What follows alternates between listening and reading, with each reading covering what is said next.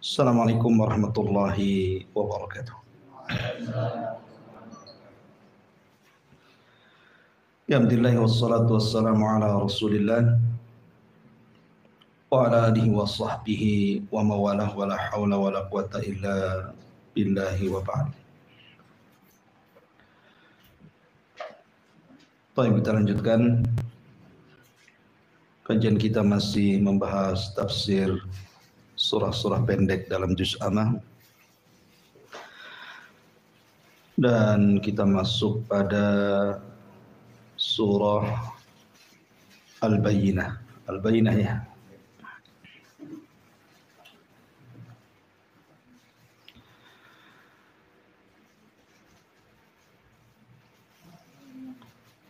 Baik, surah Al-Bayyinah secara tartib Al-Quran masuk pada surat ke-98, jumlah ayat 8, jumlah kalimat 94, dan jumlah huruf 412. Adapun tentang apakah dia Makkiyah ataupun Madaniyah, maka terjadi khilaf ulama, tetapi mayoritas para ulama atau jumhur mengatakan bahwa surah Al-Bayyinah ini adalah Madaniyah. Artinya turun setelah hijrah Nabi SAW. Ada beberapa alasan yang nanti kita akan jelaskan. Adapun tentang keutamaan daripada surah Al-Bayyinah ini, dijelaskan bahwa ketika turunnya surah Al-Bayyinah ini, Nabi SAW memanggil seorang sahabat namanya Ubay ibn Ka'ab, dan itu berdasarkan riwayat Bukhari dari Anas bin Malik radhiyallahu an, bahwa Nabi SAW suatu ketika memanggil Ubay ibn Ka'ab. Dan perlu antum ketahui bahwa Ubay bin Ka'ab ini adalah satu di antara 4 sahabat yang direkomendasikan Rasul untuk diambil Qur'annya. Kata Nabi SAW, ambillah Al-Quran dari 4 orang. Salah satunya adalah Ubay ibn Ka'ab, kemudian Abdullah ibn Mas'ud, kemudian Salim maula Abi Hudzaifah. Nah, suatu ketika sudah berada di depan Nabi SAW, tiba-tiba Rasul mengatakan, "Ya Ubay, innallaha amarani an aqra'a 'alaika lam yakunil ladzina kafaru min ahlil kitab." Wahai Ubay, sesungguhnya Allah memerintahkan aku untuk membaca surat ini kepadamu. Kemudian Rasul membacakan lam yakunil ladzina kafaru min ahlil kitab ila akhiril ayat. Fabaka, maka Ubay pun menangis. Kemudian mengatakan, "As-sammani ya Rasulullah, betul Allah menyebut-nyebut namaku ya Rasulullah?" Kata Rasul, "Ya." Tentu ketika seseorang disebut namanya di hadapan Allah Subhanahu wa taala, apalagi atas lisan Rasul, siapa yang tidak bahagia? Tentu Ubay sangat bahagia sekali. Dari sini juga ada hukum fikih. Ketika Nabi SAW membacakan surah Al-Bayyinah, bahwa terkadang seorang muallim, seorang pengajar itu boleh mengimlakan kepada murid-muridnya. Jadi boleh kita meminta seorang pengajar untuk mengimlakan gitu ya, bacaan Al-Quran kepada murid-muridnya. Ataupun sebaliknya, seorang muallim, seorang guru juga boleh minta supaya murid-muridnya membacakan Al-Quran, dan itu sunnah hukumnya. Diantaranya ketika Nabi SAW meminta Abdullah ibn Mas'ud untuk dibacakan Al-Quran. Kata Abdullah ibn Mas'ud, Rasul, bagaimana aku akan bacakan Al-Quran kepadamu sementara Quran itu turun kepadamu? Maka Rasul mengatakan, baca saja. Dan hebatnya Abdullah ibn Mas'ud tidak tawar-menawar surat apa, tidak, langsung dibacakan surah Nisa. Sampai ketika Rasul menangis, baru Rasul mengatakan cukup, akhirnya Abdullah ibn Mas'ud pun diam. Intinya bahwa surah Al-Bayyinah adalah surah yang sangat agung sampai-sampai Allah meminta kepada Rasul untuk membacakan khusus kepada Ubay ibn Ka'ab. Karena Ubay bin Ka'ab ini memang pakar daripada Al-Quran. Di zaman Umar saja dia menjadi imam salat tarawih selama 1 bulan dengan jumlah 23 rakaat gitu ya. Baik, kita masuk pada tafsirnya. Di sini Allah mengatakan lam yakunil ladzina kafaru min ahlil kitabi wal musyrikina munfakkina hatta ta'tiyahumul bayyinah. Tidaklah orang-orang kafir dari ahli kitab dan orang-orang musyrik munfakkina, mereka meninggalkan agama mereka hatta ta'tiyahumul bayyinah, sehingga datang kepada mereka al-bayyinah, keterangan yang jelas. Di sini Allah Subhanahu wa taala menyebut 2 kelompok dari orang kafir. Pertama ahlul kitab, yang kedua al-musyrikun. Apa perbedaan ahlu kitab dan al-musyrikun ini? Padahal Allah Subhanahu wa taala mengatakan dua-duanya kafir. Lam yakunil ladzina kafaru. Mereka kafir semuanya. Ahlu kitab ya kafir, orang-orang musyrik juga kafir. Lalu kenapa Allah Subhanahu wa taala bedakan di sini? Ahlu kitab sendiri dan orang-orang musyrik sendiri. Dan apa perbedaan keduanya dan apa pula persamaan keduanya? Adapun yang membedakan antara ahlu kitab dan orang-orang musyrik, ahlu kitab itu namanya ahlu kitab, artinya turun kepada mereka kitab. Seperti kita kaum muslimin turun kepada kita Al-Quran. Maka ahlu kitab turun kepada mereka kitab. Maksudnya isyarat kepada 2 agama. Pertama Yahudi dan Nasrani. Jadi Yahudi dan Nasrani disebut satu nama sebagai ahlu kitab namanya. Kalau musyrik berbeda. Yang menjadi khilaf para ulama itu tentang Majusi dan juga Nasibin. Apakah 2 agama ini bagian daripada ahli kitab atau bukan? Walaupun pendapat yang kuat tidak, mereka bukan ahli kitab karena tidak diutus Rasul kepada mereka dan tidak diturunkan kitab kepada mereka. Lah adapun orang-orang Yahudi dan Nasrani sendiri, Yahudi diturunkan kepada mereka Taurat Ma'ruf. Kemudian nabinya Musa. Nasrani diturunkan kepada mereka Injil dan nabinya Isa gitu ya. Tetapi Majusi tidak dikenal nabinya. Tidak pula dikenal kitabnya.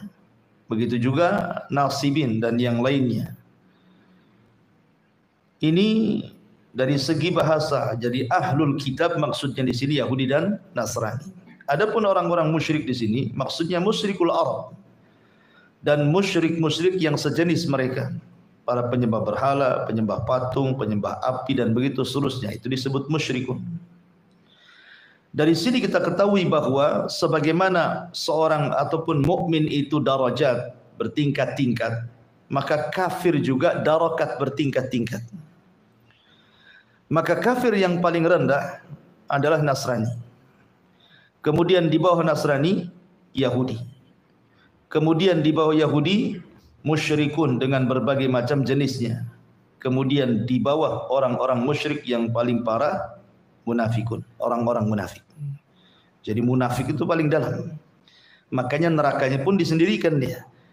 Innal munafiqina fi darkil asfali minan nar. Sungguhnya orang munafik itu diletakkan di intip neraka yang paling dasar. Maksud munafik di sini adalah munafik i'tiqad ya, bukan amal. Munafik i'tiqad artinya zahirnya menampakkan Islam, tetapi hatinya menyembunyikan kekafiran. Jadi sama saja dia kafir. Cuman menyembunyikan kekafirannya. Apabila mereka datang kepada orang yang beriman, kami beriman. Apabila mereka datang kepada orang kafir, kami kawan kalian, gitu ya. Jadi dia membohongi orang yang beriman, membohongi juga orang kafir, orang munafik. Makanya tingkatan yang paling rendah dari kekufuran itu adalah orang munafik. Yang paling ringan Nasrani, di bawahnya Yahudi, di bawahnya musyrik, di bawahnya lagi munafik. Makanya neraka juga bertingkat-tingkat. Taib, lalu apa perbedaan orang-orang ahlu kitab dari kalangan Yahudi dan juga Nasrani dengan orang-orang musyrik? Adapun yang membedakan mereka adalah dari segi beberapa hukum fikih. Contoh umpamanya dari segi pernikahan. Wanita-wanita Yahudi atau wanita-wanita Nasrani boleh dinikahi. Tetapi wanita-wanita musyrik tidak boleh. Tidak boleh seseorang menikah dengan wanita majusi, wanita penyembah berhala. Mungkin kalau di negara kita ini ada Hindu, Buddha dan yang semacamnya gitu ya. Tetapi kalau bersama orang-orang ahlu kitab, wanitanya Yahudi atau Nasrani, maka Islam membolehkan. Kemudian yang kedua, sembelihan. Sembelihan ahlu kitab itu dibolehkan kita makan. Berdasarkan firman Allah Azza wa Jalla, wa ta'amul ladzina utul kitaba hillu lakum. Makanan-makanan ahli kitab halal bagi kalian. Tentu yang dimaksud makanan di sini bukan makanan yang ma'ruf. Karena ada makanan walaupun tidak ada keterangan boleh gitu ya, seperti buah-buahan, ada khilaf. Kita boleh memakan buah-buahan yang mereka beli ataupun buah-buahan yang kita beli mereka makan. Jadi maksudnya makanan di sini bukan makanan yang ma'ruf, tetapi maksudnya sembelihan. Sembelihan ahli kitab itu halal bagi kalian sebagaimana sembelihan kalian juga halal bagi mereka. Tetapi dengan dua syarat tentunya ya. Pertama, disembelih membaca basmalah. Bukan menyebut Uzair anak Allah seperti perkataan Yahudi, ataupun menyebut Isa ibnu Maryam anak Allah seperti perkataan Nasrani. Jadi dia ketika menyembelih ya bismillah gitu saja. Kemudian disembelih secara syar'i, bukan dibanting, bukan dicekik, bukan ditali, bukan digantung, ya betul-betul digorok di lehernya. Kalau dua syarat terpenuhi, maka sembelihan mereka halal. Sembelihan mereka halal. Begitu juga pernikahan mereka halal. Tetapi pernikahan pun tidak boleh dengan cara mereka, harus dengan cara kita. Jadi wanita-wanita ahli kitab boleh menikah dengan laki-laki dari kita, tetapi dengan cara syar'i. Menikahnya ya aturan-aturan Islam gitu ya. Tapi kalau seandainya kebalikannya tidak boleh. Laki-laki dari mereka, perempuan dari kita tidak boleh. Makanya Al-Imam Al-Baqillani rahimahullahu ta'ala pernah ditanya oleh seorang pendeta soal pernikahan sesama Islam dengan mereka. Kata mereka mengatakan, enak kali kalian muslim katanya, wanita-wanita kami boleh kalian nikahi, tetapi wanita-wanita kalian tidak boleh kami nikahi. Maka Imam Baqillani mengatakan, ya, kalau kalian mengakui Muhammad adalah nabi kami, maka kami akan nikahkan wanita-wanita kami dengan kalian. Karena orang-orang Yahudi dan Nasrani mengingkari kan itu. Kenabian kita itu mengingkari. Sebab ingkar itulah makanya juga Islam menerapkan tidak boleh wanita-wanita kita menikah dengan mereka. Karena namanya posisi suami itu al-qayyim, pemimpin. Mudah mengambil, mudah memaksa gitu ya istrinya untuk masuk ke agama mereka. Taib. Lam yakunil ladzina kafaru min ahlil kitab wal musyrikin munfakkina hatta ta'tiyahumul bayyinah. Munfakkin artinya tarikin. Tarikin itu artinya meninggalkan. Meninggalkan agama mereka sampai datang kepada mereka keterangan. Sebelum datang Islam, memang orang-orang Yahudi di zamannya adalah agama yang paling benar. Begitu juga orang-orang Nasrani di zamannya adalah agama yang paling benar. Tetapi kemudian mereka banyak penyimpangan. Setelah datang Islam, maka Islam menyuruh mereka untuk masuk ke dalam Islam. Lalu kenapa orang-orang Yahudi, padahal di zamannya adalah agama yang paling benar, kenapa kemudian dikatakan kafir sekarang? Begitu juga orang-orang Nasrani, benar di zamannya, sekarang dianggap kafir.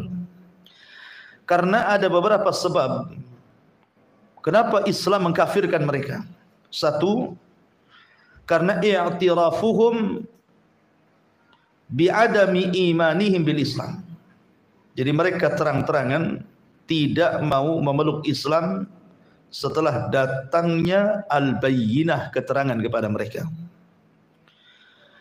Kabar tentang adanya Nabi SAW yang merupakan Nabi akhir zaman itu sudah terekam oleh mereka.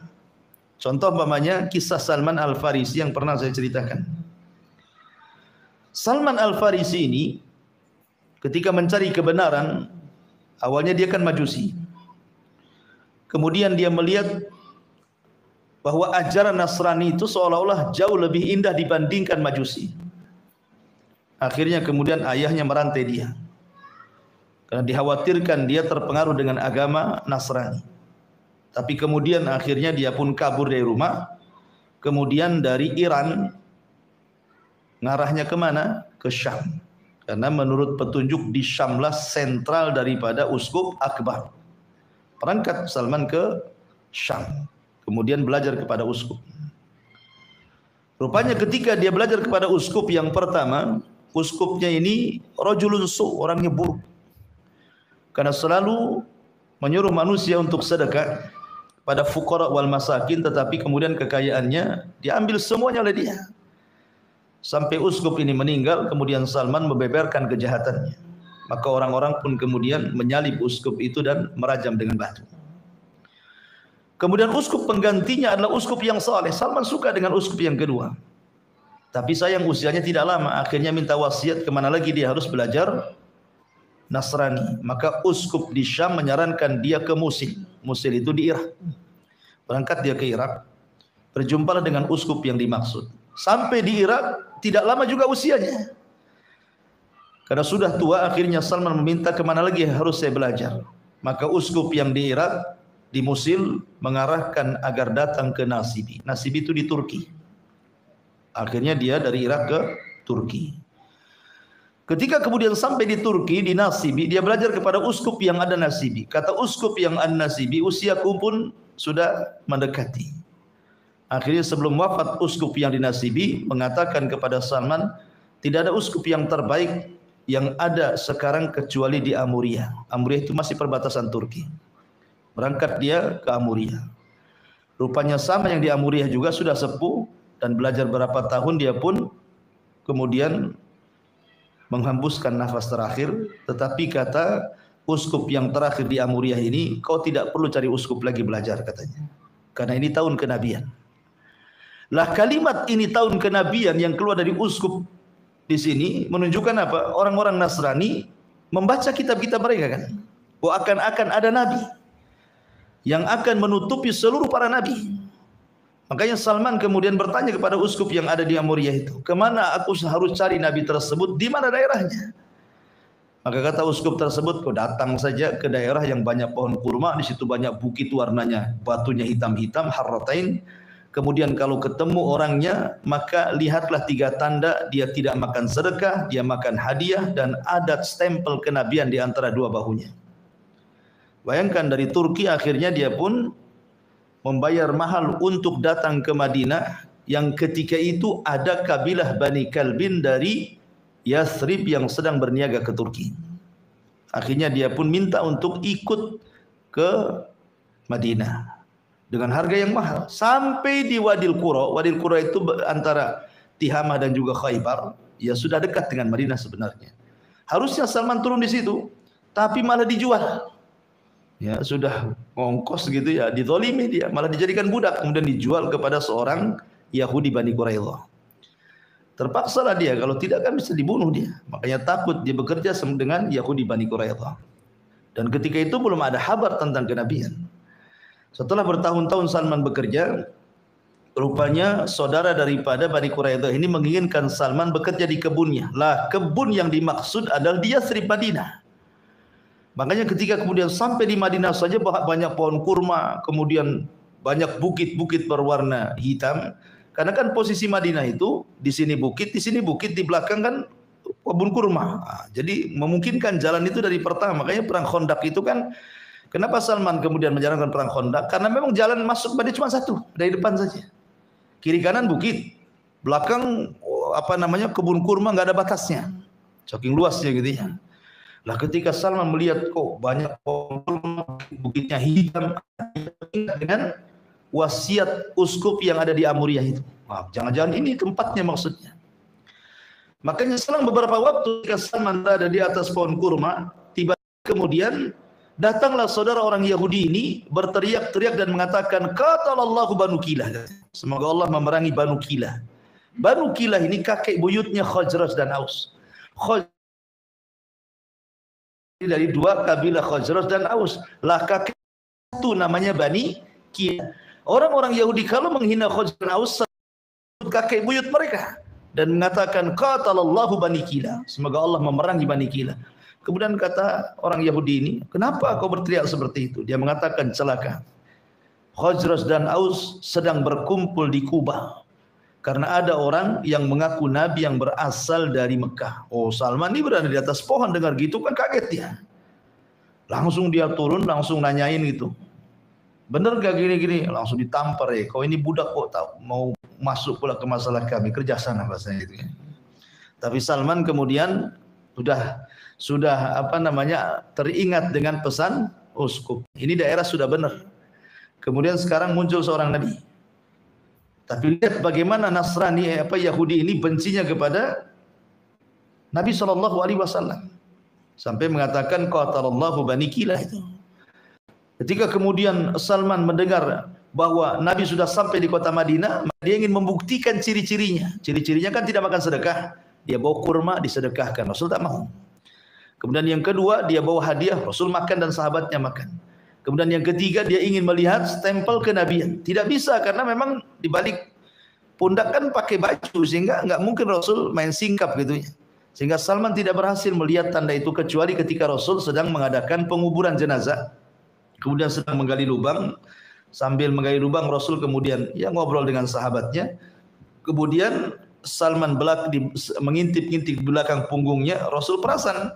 Kemudian Rasul menyingkap pundaknya, tiba-tiba nampak stempel kenabian di balik pundak Rasul. Salman meluk, dari situlah dia masuk Islam.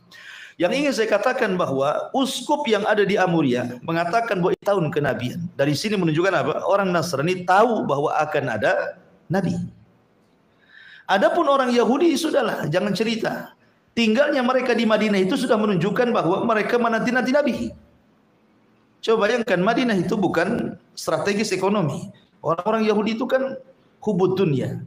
Harusnya mereka lebih baik tinggal di Syam ataupun di Yaman yang sudah jelas-jelas ekonominya ada. Tapi di Madinah mana ada ekonomi? Dari segi ekonomi saja di Madinah nggak ada gitu ya. Tetapi mereka membela-bela diri tinggal ratusan tahun bergenerasi di kota Madinah hanya ingin menanti nabi yang dimaksudkan dalam kitab-kitab mereka. Jadi Yahudi dan Nasrani ini, dua agama ini menanti-nanti kemunculan Nabi SAW. Tapi apa yang terjadi? Ketika betul-betul datang Nabi SAW, dua-duanya menolak. Makanya Allah jelaskan, wa ma tafarraqal ladzina utul kitab illa min ba'di ma ja'athumul bayyinah. Yaitu jawabannya. Dan tidaklah mereka berselisih dari kalangan ahli kitab. Dalam ayat ini tidak disebut musyrik. Kenapa? Karena orang musyrik tidak kenal Nabi. Yang kenal Nabi itu Yahudi dan Nasrani. Tapi ayat pertama disebut musyrik karena Nabi belum datang. Ayat yang kedua, musyrik tidak disebut, hanya ahli kitab saja. Ini Nabi sudah datang. Karena tidak ada maklumat orang-orang musyrik itu soal kenabian masalahnya. Makanya tidak disebut di situ pada ayat yang di bawahnya. Ya. Masyaallah muslimin dimuliakan Allah Azza wa Jalla. Jadi yang pertama, kufurnya Yahudi dan Nasrani itu karena mereka tidak memasuki Islam. Kemudian yang kedua, sebab yang kedua karena orang-orang Yahudi dan Nasrani itu mereka kufur dengan agama mereka yang Allah Subhanahu wa taala turunkan di dalam Taurat Injil kepada Musa dan Isa, bahwa kedua-duanya saling mengingkari. Orang Yahudi itu tidak mengakui juga Isa sebagai nabi. Orang-orang Nasrani, orang Yahudi mengakui. Mereka mengatakan Isa itu anak zina, gitu kan? Jadi Yahudi mengingkari adanya Nasrani sebenarnya, nggak mengakui. Dan Yahudi menuduh Maryam itu berzina sampai sekarang. Ya, mereka mengatakan bahwa Maryam itu berzina dan Isa itu anak zina. Itu orang Yahudi pemikirannya. Ya. Orang Nasrani pun mengatakan demikian kepada orang-orang Yahudi. Ya, jadi mereka itu saling sesat menyesatkan. Akhirnya kemudian dua agama ini melakukan tahrif kepada buku-buku mereka, kitab-kitab yang dari langit. Mereka merubah-rubah. Makanya Allah mengatakan yuharrifunal kalimaan mawadhi'i. Mereka merubah-rubah kitab-kitab mereka. Itu pula sebab kekufuran mereka. Ya. Sebab kekufuran mereka. Kemudian juga sebab kekafiran mereka karena Allah menaskan dalam Al-Qur'an, mengatakan mereka kafir, seperti dalam surah Al-Bayyinah ini, lam yakunil ladina kafir. Allah mengecap mereka kafir. Berarti kalau Allah Subhanahu wa taala sudah mengecap kafir, maka kita harus mengkafirkan yang Allah kafirkan. Dan kita tidak boleh mengkafirkan yang Allah tidak kafirkan. Ketika Allah mengatakan Yahudi kafir, kita katakan Yahudi kafir. Ketika Allah mengatakan Nasrani kafir, kita katakan Nasrani kafir. Ketika kemudian orang-orang Arab dikatakan musyrik, kita katakan musyrik. Kenapa? Kita mengkafirkan yang Allah kafirkan saja. Karena kita bukan manhaj takfir, mengkafir-kafirkan semua orang. Seperti Khawarij, di luar kelompoknya kafir, gitu ya. Orang-orang Khawarij itu kan kerjanya kufar kafir saja itu. Tapi kita mengkafirkan yang Allah kafirkan saja. Titik sampai di sini. Jangan ditambah-tambah. Ya. Tapi di zaman sekarang muncul pula istilah tidak mengkafirkan orang kafir. Enggak boleh mengatakan Yahudi kafir, enggak boleh mengatakan Nasrani kafir, katakan mereka non muslim. Kan itu ya. Padahal Allah mengatakan lam yakunil ladzina kafar, jelas kafir. Kekafiran mereka tampak. Mereka menganggap Isa anak Tuhan, mereka menganggap Isa satu di antara tiga Tuhan, mereka menganggap Isa Tuhan itu sendiri. Yahudi mengatakan Uzair anak Tuhan. Kekafiran macam mana lagi? Masa kita tidak boleh mengkafirkan yang Allah kafirkan? Kita kan hanya mengikuti yang Allah kafirkan saja. Adapun yang tidak dikafirkan tidak mungkin kita kafirkan. Karena mengkafir-kafirkan itu perkara berat. Sama dengan mengatakan si anu di neraka gitu ya. Itu bukan perkara ringan, makanya kita hanya terbatas ketika mengkafir-kafirkan itu yang sudah ternaskan dalam Al-Qur'an saja. Kita katakan fulan kafir, kenapa dikafirkan? Karena Quran mengkafirkan. Selesai kaidahnya sampai di sini. Tetapi ingat, malam yukafir kafir fahuwa kafir. Siapa yang tidak mengkafirkan orang kafir, dia kafir. Gitu ya. Ingat, kaidah ini benar di satu sisi, tetapi salah di sisi lain. Kalau yang dimaksud malam yukafir kafir fahuwa kafir, siapa yang tidak mengkafirkan orang kafir, dia kafir. Maksudnya yang tidak mengkafirkan yang Allah kafirkan, dia kafir, benar. Tapi kalau yang dimaksudnya kaidah ini dibawa kepada kaidah orang-orang Khawarij yang tidak mengakui mereka kehilafan mereka seperti ISIS dan yang lainnya, maka dikafirkan, kemudian diterapkan hukum malam yukafir kafir fahuwa kafir. Tidak bisa. Seperti ma'ruf ideologi Khawarij di negeri kita kan banyak yang mengatakan pemerintah tauhid gitu ya. Siapa yang tidak mentauhidkan tauhid, maka dia tauhid katanya. Ngeri sekali jadinya. Jadi itu harus dipahami. Lam yakunil ladzina kafaru min ahlil kitabi wal musyrikina munfakkina hatta ta'tiyahumul bayyinah. Tidaklah orang-orang kafir dari kalangan Yahudi dan Nasrani ahli kitab dan juga orang-orang musyrik, mereka meninggalkan agama mereka, dakwah mereka sampai datang kepada mereka al-bayyinah. Apa yang dimaksud al-bayyinah di sini? Yang dimaksud al-bayyinah ini adalah rasulun minallahi yatslu suhufam mutahharah. Ini disebut bayyinah. Bayyinah itu adalah Rasul sendiri. Nabi yang diutus itu bayyinah, bukti nyata gitu ya. Suhuf itu maksudnya lembaran-lembaran Al-Quran. Makanya ketika Allah Subhanahu wa taala berfirman, "Qul nahbitu minha jami'ah. Fa imma ya'tiyannakum minni hudan fala khaufun 'alaihim wa lahum yahzanun." Ketika Allah Subhanahu wa taala mengusir Adam, mengusir iblis, mengusir Hawa dari sorga kemudian diletakkan di bumi, Allah katakan kulnah bitu minha jami'ah. Keluar kalian semua dari sorga ini. Maka Adam, Hawa dan iblis pun diturunkan dari sorga ke bumi. Iblis diturunkan di lautan, Adam diturunkan di Sri Lanka, dan Hawa diturunkan di Jeddah. Kemudian Allah mengatakan, fa imma ya'tiyannakum minni huda. Setelah kalian berada di bumi, kami akan turunkan petunjuk kepada kalian. Ahli tafsir mengatakan bahwa yang dimaksud petunjuk Allah yang turun ke bumi itu maksudnya diutusnya para rasul dan diturunkannya kitab-kitab. Jadi ketika Allah Subhanahu wa taala mengutus kepada Bani Israel Musa dan juga Taurat yang di tangannya, berarti itulah petunjuk bagi Bani.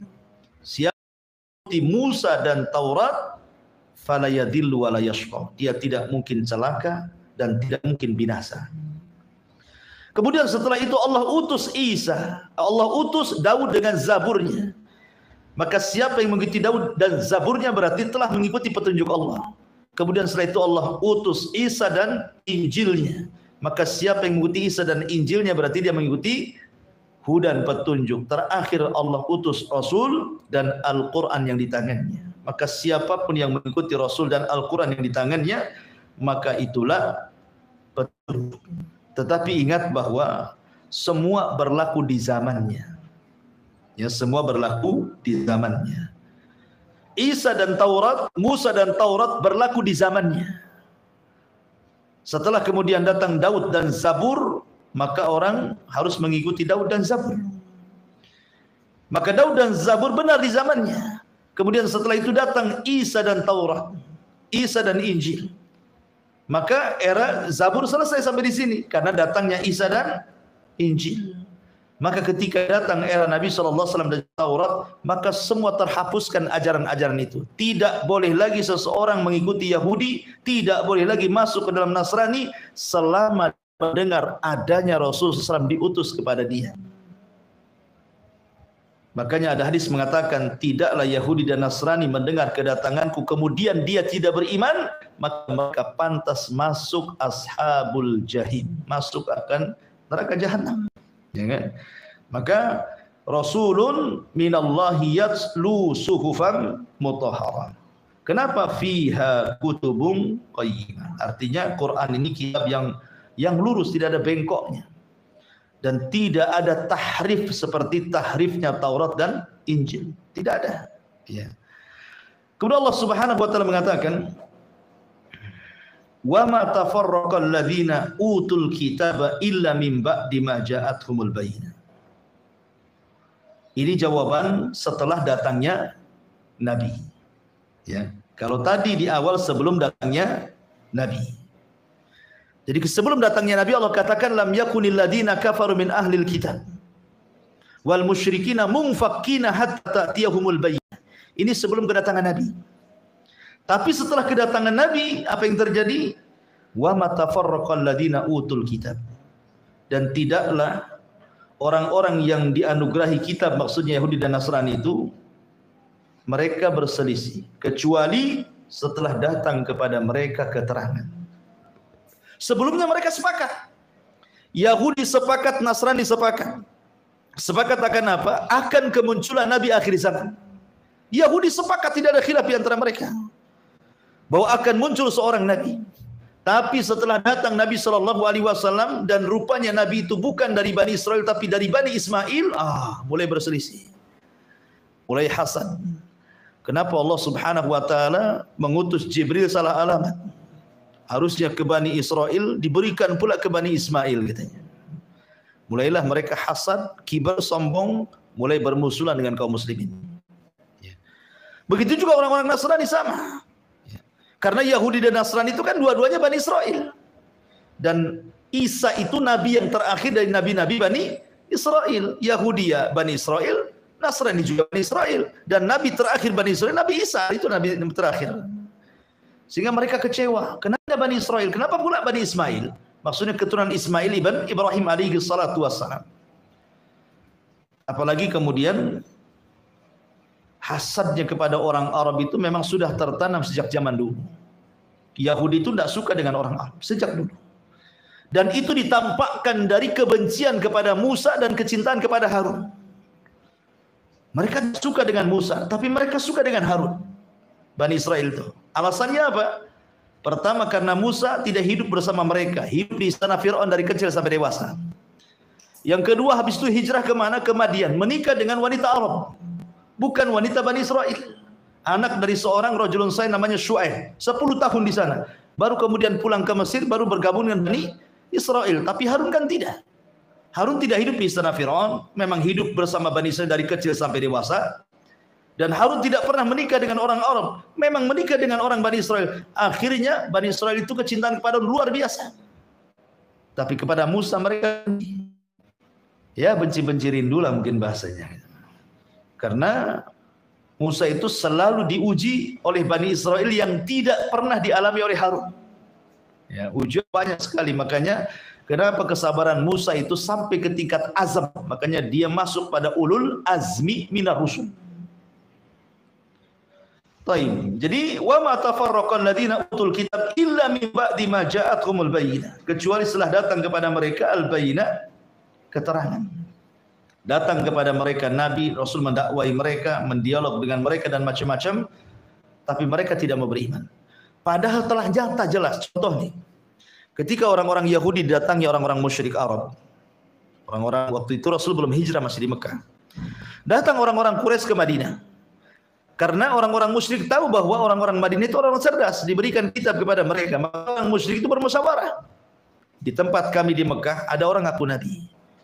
Bagaimana menurut kalian wahai pembesar Yahudi? Maka orang Yahudi mengatakan, oh ada orang ngaku nabi di tempatmu, gini saja. Berikan dia 4 soalan. Kalau dia bisa menjawab, memang dia seorang nabi. Kalau dia tidak bisa menjawab, memang dia bukan seorang nabi. Artinya ragukan kenabiannya. Ya kan? Kemudian diajari, katakan kepadanya satu tentang ruh. Apa itu katanya kan? Yang kedua, makanan penduduk sorga itu yang pertama dimakan apa? Kemudian tentang seorang raja yang berkeliling dunia berdakwah ke sana kemari, macam mana kabarnya? Kemudian orang-orang yang terjerembab dalam gua, macam mana ceritanya? Maka akhirnya orang-orang musyrik setelah punya bahan, pulang mereka ke Mekah. Kemudian betul-betul bertanya. Betul-betul bertanya kepada siapa? Kepada Nabi, dan mengatakan kami siap beriman kalau kau bisa menjawab 4 soalan ini. Kemudian disebutkan. Karena Nabi SAW saking senangnya nih dengan 4 pertanyaan ini. Karena apa? Konsekuensinya mereka siap beriman. Akhirnya Rasul mengatakan ghadan jawabannya, besok jawabannya, lupa mengucapkan insyaallah. Ketika lupa mengucapkan insyaallah, akhirnya telatlah jawabannya.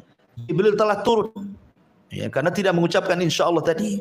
Tapi Jibril pun akhirnya turun juga memberikan jawabannya. Artinya bahwa kalau seandainya orang-orang Yahudi itu tahu bahwa jawab apa soalan mereka telah terjawab dan semuanya benar, artinya memang dia seorang nabi. Dan mereka tahu Rasul itu seorang nabi. Tapi karena hasadnya mereka tidak beriman. Makanya orang cerdas Yahudinya mereka beriman, seperti umpamanya kisah Abdullah ibn Salam. Abdullah ibn Salam itu kan muftinya Yahudi Madinah. Semua orang Madinah kalau ada persoalan pasti datang kepada Abdullah bin Salam. Itu tokoh besar Yahudi itu. Ketika melihat Nabi SAW Madinah kemudian berdiskusi, masuk Islam dia. Tapi kan tidak menjadikan Islam pengikutnya. Tokohnya masuk Islam, pengikutnya pula tidak masuk Islam kan.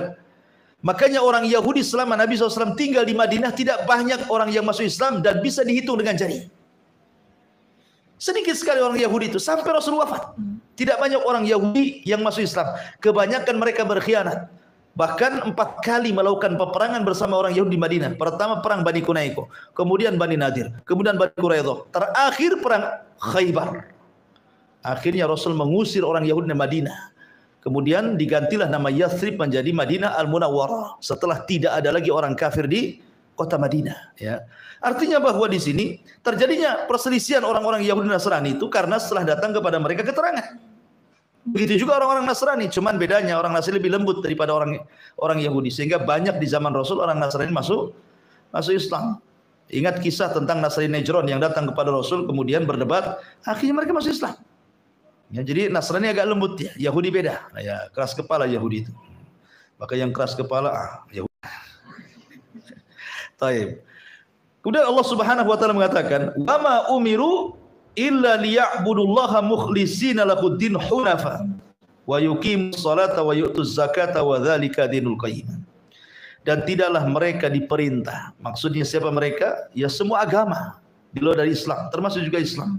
Semua manusia, Yahudinya, Nasraninya, musyriknya, Islamnya, tidaklah mereka semua diperintahkan illa liya'budullah, kecuali mereka harus beribadah kepada Allah. Mukhlishina lahuddin, mengikhlaskan ketaatan mereka kepada Allah, hunafa, dan mereka harus menjauhi kesyirikan.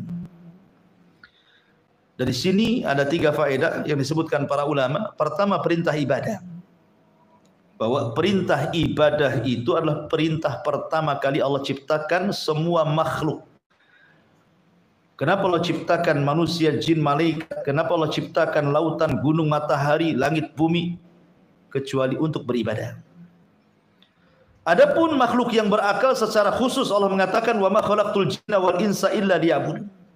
Tidaklah aku ciptakan jin dan manusia kecuali mereka disuruh untuk beribadah. Adapun secara umum wa in min kulli syai'in illa yusabbihuna bihamdi walakin la tafqahuna tasbihahum. Dan tidaklah segala sesuatu yang Allah ciptakan melainkan semua bertasbih, beribadah kepada Allah. Tapi kalian tidak paham tasbih mereka. Artinya bahwa segala sesuatu diciptakan untuk ibadah.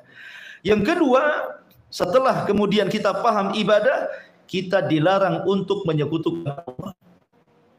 Kita dilarang untuk menyekutukan Allah, mukhlishina lahuddin. Betul-betul ketaatan itu diberikan kepada Allah Azza wa Jalla, hunafa. Hunafa itu artinya mail minasyirki.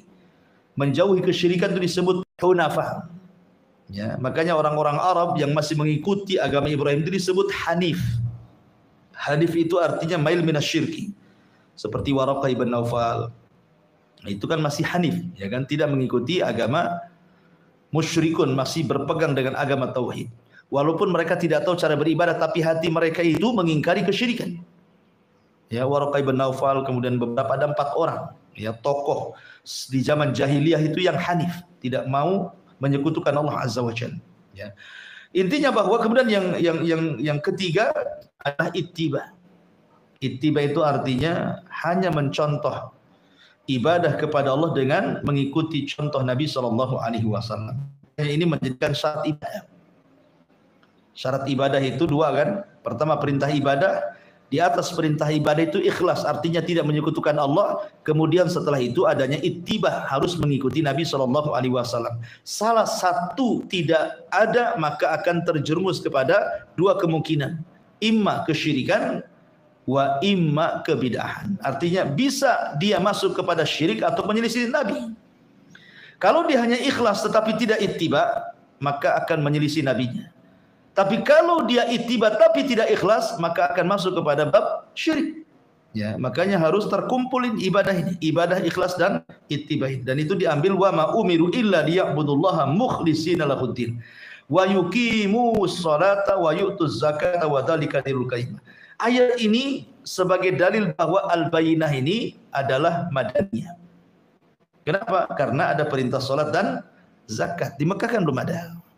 Belum ada 2 perintah ini. Perintah salat dan zakat itu adanya di Madinah. Makanya surah Al-Bayyinah ini madani.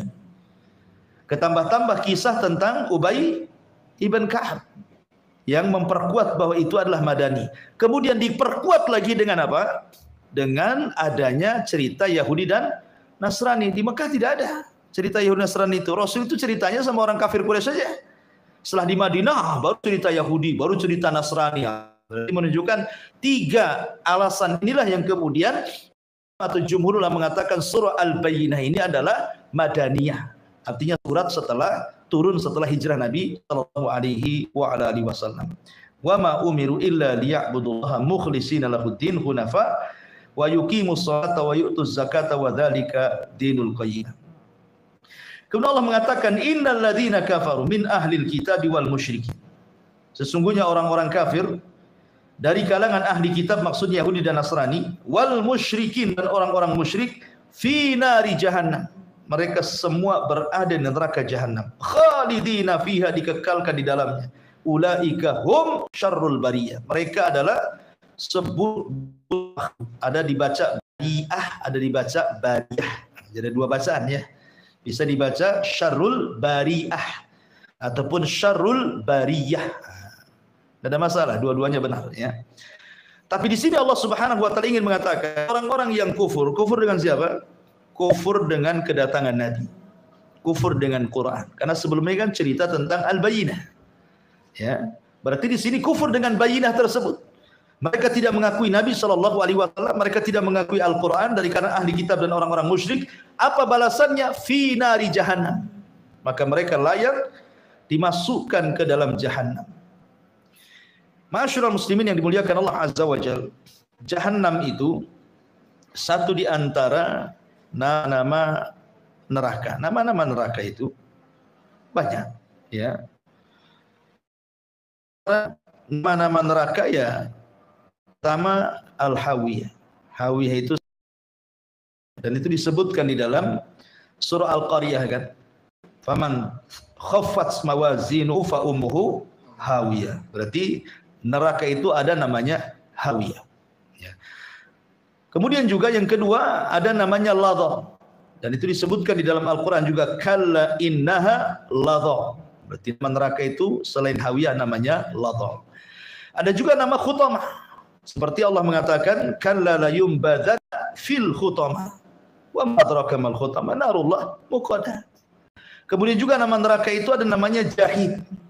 Dan itu juga Allah Subhanahu wa taala firman, wa idzal jahimu syu'ira. Ketika neraka Jahim dinyalakan. Ya. Kemudian yang nomor 5, Jahannam, ma'ruf Jahannam. Ya.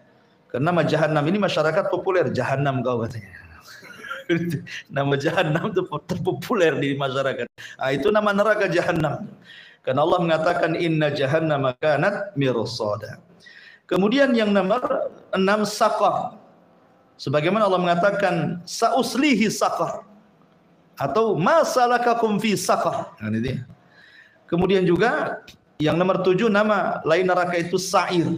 Dan itu Allah Subhanahu wa taala katakan fa'tarafu bi dzambihim fasuhqan li ashabi Sa'ir. Jadi nama neraka itu juga disebut Sa'ir. Kemudian yang nomor 8 Sijjin. Itu juga bagian daripada neraka. Dan Allah mengatakan wa ma adraka ma sijjin kitabun marqum. Nah, kemudian yang nomor 9 di antara sudah nih 8 ya apa nih? Sudah 8 nih. Ini nama-nama neraka ini secara umum itu berdasarkan tingkatan-tingkatan. Ya, tetapi neraka bagi orang-orang yang beriman dan dia masih mentauhidkan Allah Azza wa Jalla, atau dengan kata lain usatul muwahhidin, ahli maksiat yang dari kalangan ahli tauhid, neraka mereka adalah neraka Jahannam. Jadi neraka ini tidak dikekalkan di dalamnya. Adapun istilah-istilah kekekalan di luar daripada kesyirikan, kan ada istilah-istilah kekal di luar kesyirikan. Padahal kalau melihat hukum seperti Allah mengatakan innallaha la yaghfiru an yushraka wa yaghfiru ma duna dzalika liman yasha. Allah akan mengampuni tidak akan mengampuni dosa syirik dan hanya mengampuni dosa selain itu, seolah-olah hanya syirik saja yang dikekalkan. La in asyrakta la yahbatanna amaluka, kan begitu ya. Nah, lalu bagaimana dengan ayat yang mengatakan seperti mamanya wa man yaqtul mu'minan muta'ammidan fajaza'uhu jahannam khalidan fiha. Siapa yang membunuh seorang mukmin secara sengaja maka dia dimasukkan ke jahannam dan dikekalkan di dalamnya. Nah, ini kan ada kalimat dikekalkan dalamnya. Atau hadis Rasul ketika membicarakan tentang orang yang bunuh diri, maka dia akan dikekalkan di dalamnya. Dan beberapa dosa-dosa besar yang ada kata-kata khalidan fiha. Maka harus bedakan maksud khalidan fiha kepada para pelaku syirik dengan khalidan fiha pada pelaku di luar kesyirikan. Maksudnya kekekalan itu ada dua. Kekal memang selama-lamanya tidak akan keluar dari situ, atau yang kedua karena lamanya tinggal di situ sehingga disebut kekal, tapi akan keluar juga gitu maksudnya. Ya, jadi kalau menemukan selain kesyirikan kok ada kata-kata khalidan fiha dikekalkan di dalamnya seperti orang yang membunuh seorang mukmin secara sengaja, maksudnya lama tinggalnya gitu maksudnya. Bukan berarti tidak akan keluar. Ya, karena hanya dosa syirik yang tidak akan mengeluarkan pelakunya dari neraka. Ya. Taib. Ini nama-nama neraka. Jadi Allah Subhanahu wa taala mengatakan mereka orang-orang kafir dari ahli kitab dan juga orang musyrik, maksudnya kufur dengan Nabi sallallahu alaihi wasallam, maka mereka di dalam neraka jahanam khalidina fiha, dikekalkan di dalamnya, ulaika hum syarrul bariyah, mereka adalah seburuk-buruk penciptaan Allah. Kemudian Allah mengatakan, kebalikannya sekarang, innal ladzina amanu, tapi orang-orang yang beriman dengan Rasul, beriman dengan Al-Quran, dari kalangan Yahudi ataupun Nasrani atau orang-orang musyrik yang mereka tobat akhirnya beriman dengan Rasul dan juga kitab yang dibawanya Al-Quran, wa amilus salihat, dan beramal saleh, ulaika hum khairul bariyah, maka mereka sebaik-baik makhluk Allah yang Allah ciptakan. Kalimat khairul bariyah, sebaik-baik ciptaan, apakah ini mutlak? Maksudnya manusia itu lebih baik dibandingkan jin dan malaikat? Ada yang mentafsirkan seperti itu. Jadi manusia itu yang beriman dan beramal saleh, maka tingkatannya melebihi di atas malaikat dan juga jin-jin yang saleh. Tetapi kalau dia tidak beriman dan tidak beramal saleh, mereka kufur, maka mereka juga seburuk-buruk makhluk, justru lebih buruk. Jangan lagi cerita dengan malaikat, dengan jin, dengan binatang pun lebih buruk. Makanya ada istilah ulaika kal an'am bal hum adhal, kan itu ya. Mereka seperti binatang ternak, bahkan lebih rendah dibandingkan binatang ternak. Kenapa Allah katakan seperti itu? Karena ada ayat yang mengatakan ya laitani kuntu turaba, duhai kiranya aku jadi tanah saja. Ketika orang-orang kafir berada di padang mahsyar itu, didatangkan binatang-binatang ternak kemudian dihisab. Ya. Binatang pun dihisab. Makanya Rasul mengatakan nanti kambing-kambing yang bertanduk, yang suka nanduki kambing yang tidak bertanduk akan dihisab. Tetapi tidak ada azab, hanya hisab saja. Ya, azabnya tidak ada. Karena setelah dihisab, Allah katakan kunu turaba, jadilah kalian tanah. Lah orang-orang kafir melihat binatang-binatang yang sedang dihisab, tiba-tiba setelah dihisab tidak ada azab dan langsung jadi tanah. Makanya mereka mengatakan ya laitani kuntu turaba, duhai kiranya aku seperti binatang itu. Kan itu ya. Masih mending jadi binatang. Ya, kita ini dihisab, diazab pula kan itu. Makanya kalau mereka itu tidak beriman dan tidak beramal saleh, maka syarrul bariyah, lebih buruk dibandingkan binatang ternak. Tapi kalau mereka beriman, beramal saleh, maka dikatakan khairul bariyah atau khairul bariyah. Mereka sebaik-baik makhluk, bahkan bisa melebihi tingkatan atau di atas tingkatan malaikat. Taib. Lalu kemana jin di sini? Kenapa tadi disebutkan? Ya, jin ini masuk kepada kategori makhluk mengikut manusia. Ya, jin yang soleh sama dengan manusia yang soleh. Jin yang jahat ya sama juga dengan manusia yang jahat, gitu maksudnya. Karena agama jin dan nabi jin itu sama dengan kita setelah diutusnya Rasul SAW. Tapi sebelumnya jin itu tidak diharuskan mengikuti nabi-nabi sebelumnya.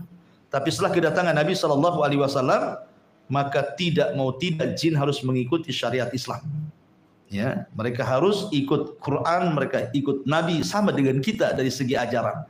Makanya Allah mengatakan wa ma khalaqtul jinna wal insa illa liya'budun. Kemudian Allah mengatakan sebagai balasannya, jazaohum inda rabbihim jannati adnin tajri min tahtihal anhar khalidina fiha abada radhiyallahu anhum wa radu an dzalika liman khasyiya rabbah. Balasan mereka orang-orang yang beriman dan beramal saleh adalah sorga-sorga. Lihat di sini katakan jannati adnin. Kalimat jannat di sini menunjukkan apa? Sorga itu bukan satu tingkatan. Sorga itu banyak tingkatan-tingkatannya. Sama kalau tadi kita sebutkan neraka gitu ya. Maka neraka juga ada tingkatan-tingkatannya kan. Maka sorga juga sama. Lalu seperti apa tingkatan sorga itu? Sorga pun punya nama-nama kan. Pertama al-jannah, dan itu ma'ruf dalam Al-Quran. Kalimat al-jannah seperti mathalul jannatil lati wa'idal muttaqun, permisalan sorga yang diperuntukkan untuk orang yang bertakwa. Jadi nama sorga itu yang pertama al-jannah. Kemudian yang kedua Darussalam. Nama sorga itu disebut Darussalam karena Allah mengatakan lahum Darussalam inda rabbihim. Kenapa disebut salam? Semua sorga itu salam. Salam itu keselamatan. Orang masuk surga pasti selamat. Selamat dari apa? Dari semuanya. Ya, selamat dari penyakit hati dan penyakit badan. Di surga itu tidak ada kena penyakit. Selamat badan kita, tidak ada kolesterol, tidak ada darah tinggi, tidak ada macam-macam, tidak ada. Selamat dari omongan manusia di dunia. Sebentar aja antum sakit sama orang. Nah, kenapa si anu ngomong ini sama antum? Mau sakit antum kan itu. Di sorga selamat. Karena ucapan yang pertama kali orang masuk sorga itu apa? Salamun alaikum bima sabartum. Keselamatan bagi kalian. Jadi makanya sorga disebut Darussalam. Kemudian juga nama sorga juga Darul Khuldi. Karena orang yang masuk ke dalamnya tidak mungkin keluar. Beda dengan neraka. Ada yang keluar, ada tidak. Kalau orang udah masuk sorga nggak mungkin keluar. Kalau orang masuk neraka kemungkinan keluar, kemungkinan kekal gitu ya. Nah, makanya disebut Darul Khuldi. Dia tempat yang kekal. Sebagaimana Allah mengatakan, "Qul adzalika khairun am jannatul khuldi allati wu'idal muttaqun." Kemudian juga Firdaus, bagaimana ma'ruf dalam Al-Qur'an, innal ladzina amanu wa amilus shalihat kanat lahum jannatul firdausi nuzula. Kemudian juga disebut Jannatul Ma'wa. Jannatul Ma'wa, inda sidratil muntaha indaha jannatul ma'wa. Disebut ma'wa juga. Ma'wa itu artinya tempat kembali. Dari sini menunjukkan bahwa dunia ini hanya sekedar safar saja. Kuburan aja safar. Jangan lagi orang di dunia, orang masuk kubur, di kubur aja sedang safar kita. Kenapa? Karena tidak lama, tidak kekal orang di kuburan. Pasti akan ada kiamat lagi kan itu. Beralih lagi mereka dari kuburan ke akhirat. Makanya disebut orang yang datang ke kuburan disebut ziarah, ya kan? Ziarah kubur. Allah mengatakan hatta zurtumul maqabir. Jadi orang yang dalam kuburan aja ziarah, gitu ya. Karena mereka nggak tinggal lama dalam kuburan itu, pasti ada dipindah lagi ke tempat lain, apalagi di bumi. Rasul mengatakan kepada Ibnu Umar itu, kun fid dunya ka'annaka gharib aw abiri sabil, ya. Baik, kemudian juga disebut Jannatun Naim, ya, karena banyak kenikmatan di dalamnya, termasuk juga Darul Ijlal. Darul Ijlal disebut sebagaimana riwayat Ibnu Abbas radhiyallahu an, dan juga disebut Darul Maqamah. Sebagai Allah mengatakan, wa qalul hamdulillahilladzi adhaba 'anal hazan inna rabbana laghafurun syakur alladzi ahallana darul muqamati min fadli. Jadi disebut juga Darul Muqamah. Itu macam-macam surga. Baik. Di sini Allah Subhanahu wa taala mengatakan jazaohum inda rabbihim jannatu adnin. Nah, salah satu nama surga adalah Adn. Tajri min tahtihal anhar, yang mengalir di bawahnya sungai-sungai. Dan sungai surga ada berapa? Ada 4. Anharun min ma'in lam yataghayyar ta'muh. Air bersih tidak berubah-ubah rasanya. Kalau kita butuh air bersih saja, antum harus beli. Sana tidak perlu beli, tidak perlu pasang depot air. Ya, sudah memang tinggal minum saja gitu ya. Dan tidak berubah. Murni, betul-betul jernih ya dari sumbernya. Kemudian wa anharun min labanin. Ya, dari sungai dari susu. Kemudian wa anharun min asalin, dari madu. Kemudian wa anharun min khamrin, dari khamr. Berarti ada 4, air bersih, air susu, air madu, air khamr, ya. Dan itu berbentuk sungai. Susu nggak perlu merah, sudah ada sungainya, tinggal nyiduk saja kan. Kemudian Allah mengatakan, dan sungai di sorga, kata para ulama, tidak memiliki dinding kiri kanan. Nah, kalau kita kan ada dinding sini, dinding sini. So, kalau dindingnya habis, ya melebarlah kemana-mana akhirnya kan. Sorga nggak ada dinding kiri kanan, ya begitu saja. Ya, keajaiban di surga itu. Kemudian Allah mengatakan min tahtihal anar khalidina fiha, dikekalkan di dalamnya abada selama-lamanya, radhiyallahu anhum wa radu'an. Dan mereka Allah ridhai karena mereka ridha kepada Allah Subhanahu wa taala. Dzalika liman khasyya rabbah. Itu bagi orang yang takut dengan Allah Subhanahu wa taala. Inilah di antara tafsir singkat daripada surah Al-Bayyinah. Jadi secara global surah Al-Bayyinah ini menceritakan tentang hal ikhwah orang-orang kafir yang ketika sebelum datang Nabi SAW mereka sepakat menunggu kedatangannya, tapi setelah datang terjadi perselisihan. Sebagian mereka ada yang ikut, sebagian mereka ada yang menolaknya. Maka orang-orang yang ikut, maka mereka disediakan surga Aden, mengalir di bawahnya sungai-sungai, dan mereka kekal di dalamnya. Siapa yang menolak, maka mereka akan dimasukkan ke dalam neraka jahanam, dan mereka adalah seburuk-buruk manusia. Itu secara global daripada surah Al-Bayyinah. Wallahu a'lam. Taib, sebelum saya tutup, silahkan kita buat tanya jawab.